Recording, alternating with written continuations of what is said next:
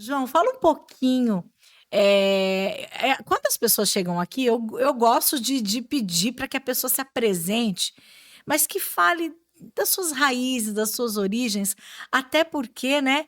Nem todo mundo conhece o João Venâncio, né? Sim, Por que é Galão Crípto? Conta pra gente e onde foi que você nasceu? Conta um pouquinho a tua história pra gente. tá, beleza.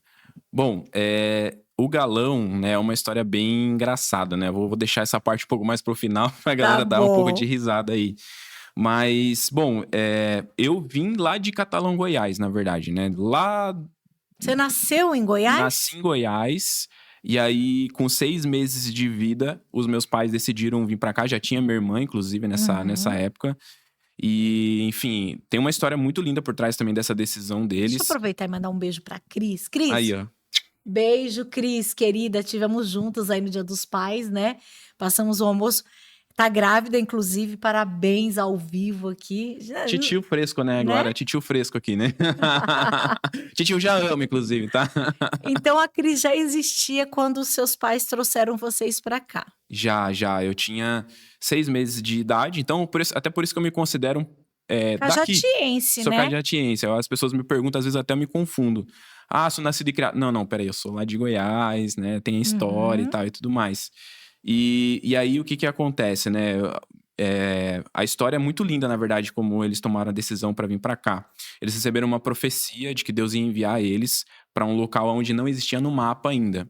E quando meu pai ele foi buscar saber, né, um pouco mais, se aprofundar para entender o que era essa profecia, ele foi na rodoviária na época e perguntou: tem alguma cidade aí que não tem no mapa tal e tudo mais aí? E aí, nesse dia, o rapaz da aviação lá, ele falou: olha, tem uma cidade aqui chamada Cajati, que não tá atualizada no mapa Porque ainda, ela ainda fazia parte de de Jacupiranga. Era, Jacupiranga. era, era distrito de Era distrito, Jacupiranga. era, tipo, bem. Bom, eu tenho 26 anos, né? Então, com 6 meses de idade, então essa história aconteceu em quase 26 anos atrás, né? Uhum. Então faz bastante tempo. E aí, bom, ele conseguiu um contato de um rapaz de Cajati que prometeu um emprego pra ele. A gente veio pra cá e tudo mais, eu era, né, novinho, de cola e tal. Moramos, fica na noite que é engraçado até essa história, né? Meu pai chegou, na noite que a gente chegou em Cajati, a gente teve que dormir na rua porque ele não conseguiu contato. Não tinha telefone naquela época, era mó difícil contato e tudo mais. E foi assim, meio que eu não teria coragem de fazer o que meu pai fez, pegar minha família e ir pra uma cidade que eu não conheço, assim, e tentar a vida longe da parentela, sabe? Não teria coragem. Na verdade, ele só foi, né? Ele só Ele foi. acreditou naquilo, Deus falou vai Tipo e Abraão, né? ele só vai. Tipo Abraão, sai da sua tenda e anda aí, veja aí o que vai acontecer, né? Então, essa história me inspira. Essa história me inspira, até brinco assim, pô, não teria coragem, mas me inspira a fazer as coisas que eu faço hoje, né? Depois eu vou explicar um pouquinho mais, Pela porque fé. exatamente, porque, assim, não só a questão da fé, assim, mas também em relação ao empreendimento, né? Porque eu sempre fui ali do CLT, depois, enfim, fui empreender. E é um pouco difícil você empreender, né? Você tem que ter essa questão, tipo assim, cara, Deus mandou, Deus tá conduzindo todas as coisas, então vai E e aquela, esquece o e resto, né? aquela adrenalina, meu Deus, será que vai ter o dinheiro para pagar a conta? Será que não vai? Será que esse mês eu vou conseguir? Será que esse mês vai ter cliente?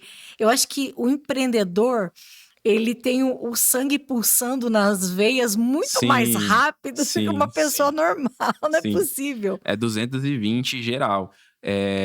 Inclusive, assim, essa transição toda, né, que aconteceu na minha vida foi muito cuidada por Deus, sabe? Eu vi o cuidado de Deus em todos os momentos. Mas voltando lá, né, na história lá, Sim. cheguei e tal, enfim, aí a gente cresceu, teve uma infância super saudável. Quando eu tinha 11 anos, mais ou menos, meus pais se separaram. E aí a cabeça da criança dá uma bugada, assim, né, com relação Não só a. da criança, né? Porque quando os meus se separaram, eu já era adulta e eu pirei também. Sim, sim, você não Eu consegue entendo. A assimilar, gente absorver. cria, a gente cria uma imagem de que pai e mãe é para o resto da vida. Sim, E quando você vê que isso não acontece, se você não tiver uma base, né? Uma base firmada. É por isso que acontecem muitas tragédias, Sim, né? Porque quando a pessoa não tem, né, uma cabeça no lugar, eu acho que dá brecha para um monte de coisa ruim acontecer, sim. né? E aí, com 11 anos, você ficou com quem? Aí eu fiquei com a minha mãe nesse período. A gente passou por algumas dificuldades, alguns desafios. Eu gosto de chamar de desafios, não de problemas. Uhum, E eu lembro muito bem que a minha mãe, ela foi uma guerreira, assim, que também me inspira. A história dela para mim, é uma das mais impressionantes. Inclusive, eu tô escrevendo um livro, e a história dela tá nesse livro também que eu tô uhum. escrevendo. E ela trabalhava em 2 empregos, saía, tipo, 5 horas da manhã, voltava 9 da noite, e tudo pra sustentar a faculdade da minha irmã, eu lá em casa, né, minha irmã, eu, e assim, manter as coisas rodando, né. Então a gente tinha o apoio, né, do nosso pai, mas foi uma época muito difícil, né, a gente veio de uma base muito humilde, né, a gente não tinha os meus pais não tinham muita formação e tudo mais, então sempre foi muito na raça, muito na luta. E Deus cuidando de todas as coisas, né. Uhum. Então, isso tudo deu uma bugada na minha mente, né. Então eu comecei a me envolver com pessoas e coisas e tudo mais. E nesse período de 11 anos, a partir acho que dos 12 anos até os 16 anos, a minha vida ela virou assim, de cabeça para baixo. Então eu comecei a me envolver com as pessoas do bairro, por exemplo, né. E aí, as pessoas não eram muito, como posso dizer, não influenciavam para coisas muito boas, tipo, Não coisas eram, não edificantes, eram né. bem vistas, digamos É, assim. e aí tem aquela frase boa que os pais sempre falavam, né, eh, medi Cuidado com quem você cuidado com o que anda, você olha a má anda. companhia. Exato. E aí, por ser essa pessoa que sempre gostou de influenciar, de aparecer, de falar, eu acabava me envolvendo muito porque eu queria ser aceito, né. E aí, enfim, experimentei drogas, não, graças a Deus, Deus não permitiu que eu entrasse, assim, num ciclo de vício, alguma coisa nesse Uhum. sentido, mas eu usei algumas drogas, né, e eu vi que Deus ele estava me chamando para algo maior. Quando, num dia na escola, a minha mãe foi chamada na escola, porque acharam uma faca que eu tinha levado para a escola para, infelizmente, cometer um assassinato, né. Então eu estava tão envolvido, eu estava tão cego ali com 15, 16 anos, que eu já não tinha mais medo, sabe. Então era uma coisa bem bem intensa que eu estava vivendo, com o grupo de amigos que eu estava vivendo, Uhum. e naquela situação, parece que foi como, tipo assim: "Cara, seu tempo tá acabando". E aí eu cheguei na sala, eu lembro que o diretor na época, né, ele olhava pra mim assim e falava: "Cara, isso é coisa de bandido, isso é coisa de gente que não presta, cara". E minha mãe no canto chorando, eu lembro que as lágrimas dela era como se eu escutasse as lágrimas dela batendo no chão. Então eu sentei assim no chão e sabe quando a voz da pessoa vai sumindo, assim? A voz daquele diretor falando e tal, me apontando, começou a sumir, e aí o choro da minha mãe e Deus falando assim: "Essa vida não é pra você, essa vida não é pra você". E aí a partir daquele momento eu, conheci algumas pessoas, alguns amigos na sala de aula, porque eles me mudaram de sala de aula por causa dessa situação, e graças a Deus por isso, que talvez eu não estaria nem aqui pra contar essa história, por causa dos Amém. amigos, por causa das influências, Uhum. né. E aí, eu conheci algumas pessoas, a gente era jovens, então a gente ia pra festa, a gente ia pra um monte de coisa, até que um deles conheceu, uma igreja chamada Bola de Neve em Jacupiranga.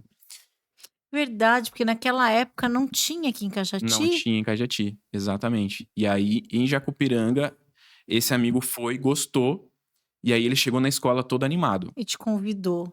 Convidou todo mundo, e aí a gente começou a ir, era um grupo de jovens de uns 15 jovens, a gente pegava o ônibus com 15 jovens fazendo maior barulho, e na época eu comecei a tocar cavaquinho, então a gente tocava samba gospel no ônibus, Nossa. e aí o motorista às vezes era até de noite, quando tinha mais gente, ele falava assim: "Olha, quando não tiver ninguém, vocês podem tocar, mas quando tiver mais gente, vocês não tocam pra não incomodar as pessoas", e aí a gente ficava meio tranquilo, né. Aham. E aí era mó farra, assim, sabe, a gente indo pra igreja e tal. Até que muitos deles começaram a, enfim, vir as lutas e tudo mais, os manjares do mundo. E aí a galera começou a se distanciar, sabe, a galera começou a parar de frequentar.